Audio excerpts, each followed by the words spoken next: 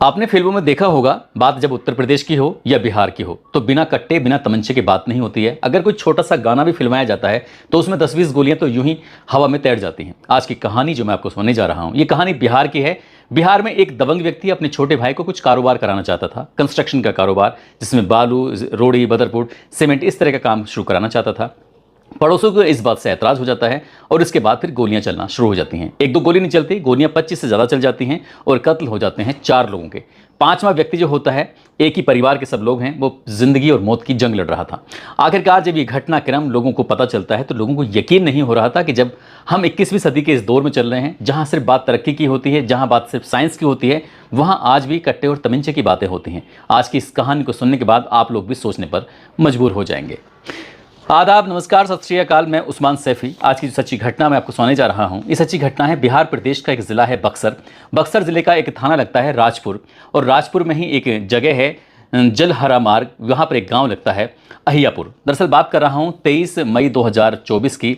ये शाम की बात है। एक लड़का दौड़ता हुआ अपने घर पे पहुँचता है और जाकर कहता है कि वहाँ पर जो हमारी दुकान है कंस्ट्रक्शन की, वहीं पास में ही जो मुखिया ने अपना भी सामान डाल लिया है, यानी कि उसने बालू, उसने गिट्टी, ये सब डाल दिए हैं और वो भी अपने बराबर में बिल्कुल दुकान शुरू करेगा।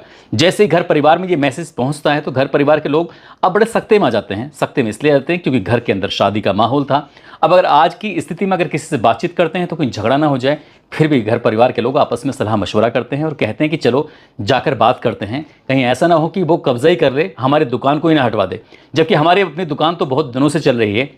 अब ऐसी स्थिति में घर के परिवार के कुछ जिम्मेदार लोग मौके पर जाते हैं और जाने के बाद बातचीत करने की कोशिश कर रहे थे तो कहासुनी शुरू हो जाती है। एक तो नई दुकान खोल रही थी कंस्ट्रक्शन की, एक पहले से दुकान खुली हुई थी।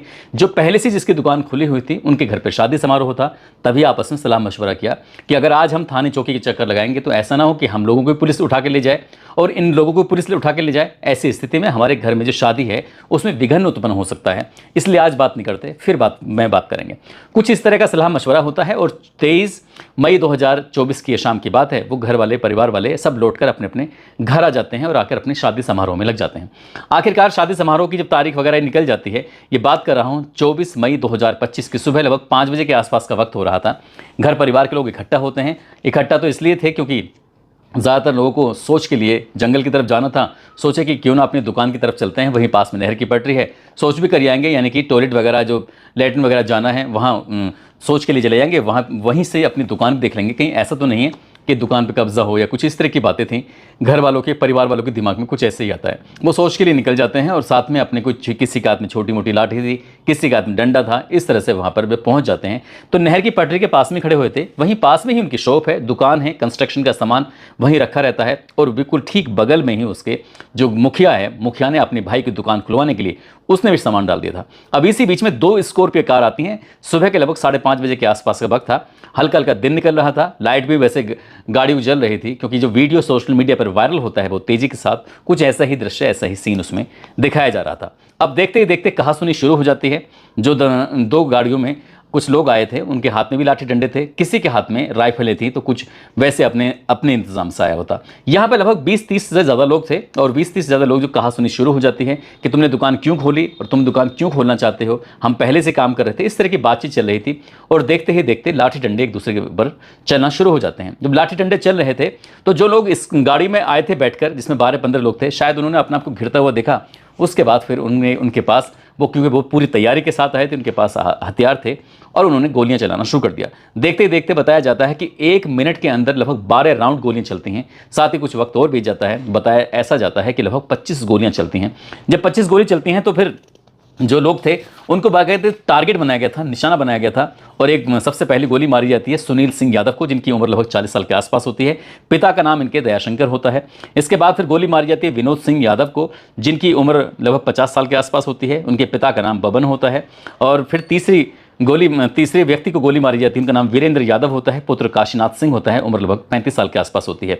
इसके बाद फिर मंटू यादव, पूजन सिंह, इस तरह से एक ही परिवार के 5 लोगों को गोली मार दी जाती है। अब यहाँ जब गोलियों की आवाज़ आसपास के गांव तक पहुंच जाती है, सुबह का वक्त था, बिल्कुल शांत इलाका था, कोई हंगामा नहीं, कुछ नहीं, लेकिन हंगामा सिर्फ इस जगह पर हो रहा था जो अहियापुर गांव की उस दुकान की बात है जिस दुकान को खोलने के लिए एक दिन पहले ही छोटा मोटा झगड़ा हुआ था। और अगले ही दिन जैसे अपनी दुकान के आसपास इर्द गिर्द ये लोग घूम रहे थे, तुरंत ही दबंग व्यक्ति जो अपने भाई की दुकान खुलवाना चाहता था वो पूरी तैयारी के साथ हथियारों के साथ मौके पर पहुंच जाता है और लगातार ताबड़तोड़ जब गोलियां चल रही थी तो एक ही परिवार के 5 लोग निशाना बना दी जाते हैं। चीख पुकार की जब आवाज़ आती है उसके बाद फिर ये जो हमलावर होते हैं, अपराधी होते हैं, वो मौका पाते ही वहाँ से भाग जाते हैं। और जब भाग जाते हैं इसके बाद फिर गाँव के लोग भी मौके पर आ जाते हैं और जहाँ जहाँ तक इन चीखों की आवाज़ सुनी जा रही थी वहाँ के लोग भी मौके पर पहुँच जाते हैं। तो पता चलता है कि जब लोगों ने अपनी आंखों से देखा तो सुनील सिंह यादव इसकी घटनास्थल पर ही मौत हो चुकी थी, साथ ही विनोद सिंह यादव ये भी मौके पर ही मर चुका था। बाकी जो लोग थे जिसमें वीरेंद्र यादव है, मंटू यादव है, पूजन सिंह है, इनकी सांसें चल रही थी। उसके बाद तत्काल प्रभाव से इन्हें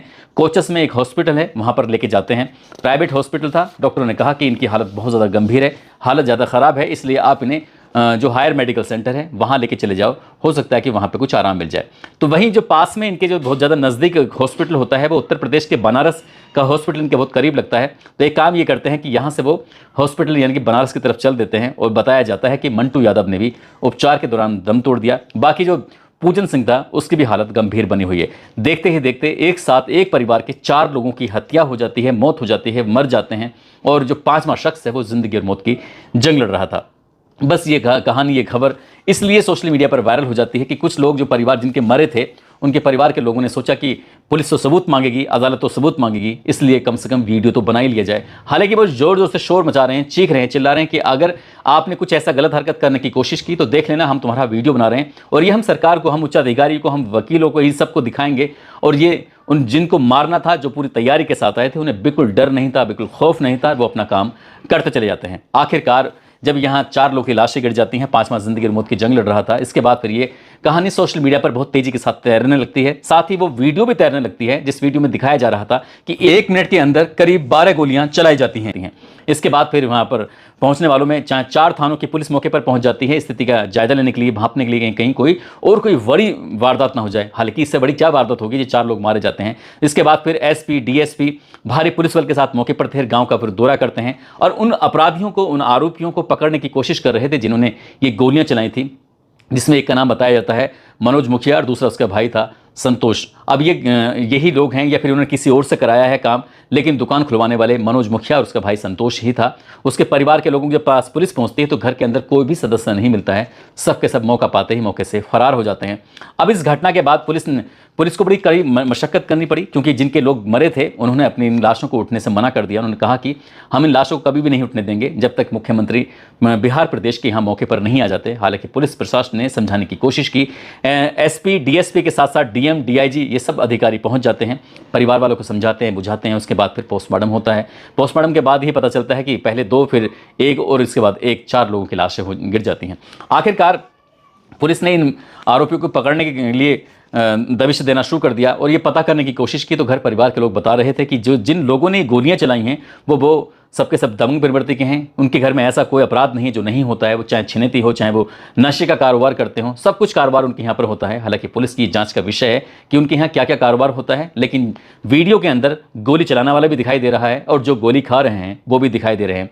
अब ये पुलिस की जिम्मेदारी बनती है कि वो पूरी ईमानदारी के साथ इस मामले की जाँच पड़ताल करे और अपराधियों को कम से कम समय में सलाखों के पीछे भेजे। और साथ ही जो भी एक स्थिति बनी हुई है, जैसे मैंने शुरुआत में कहा था कि फिल्मों में भी दिखाया जाता है, कोई आइटम सॉन्ग चल रहा हो, उत्तर प्रदेश के ऊपर हो या फिर बिहार के ऊपर हो, तो जिसमें जब तक 10, 20, 50, 100 गोलियां ना चल जाएं तब तक वो गाना भी पूरे नहीं होता है, फिल्म का वो सीन भी पूरा नहीं होता है। कुछ इस तरह की आपराधिक प्रवृत्ति, कुछ इस तरह का अपराध यहाँ पर देखा जाता है। हालांकि उत्तर प्रदेश में काफ़ी हद तक ये अपराध कम हो चुका है, लेकिन अभी भी शायद बिहार के लोगों का ये कहना है कि बिहार में अपराध बहुत ज़्यादा चरम स्थिति पर है। जब गोलियां चलना, लोगों को मरना, ये सब आम बात जैसी हो जाती है। पुलिस प्रशासन और इसमें बाकी लोग क्या कदम उठाते हैं वो देखने वाली बात है।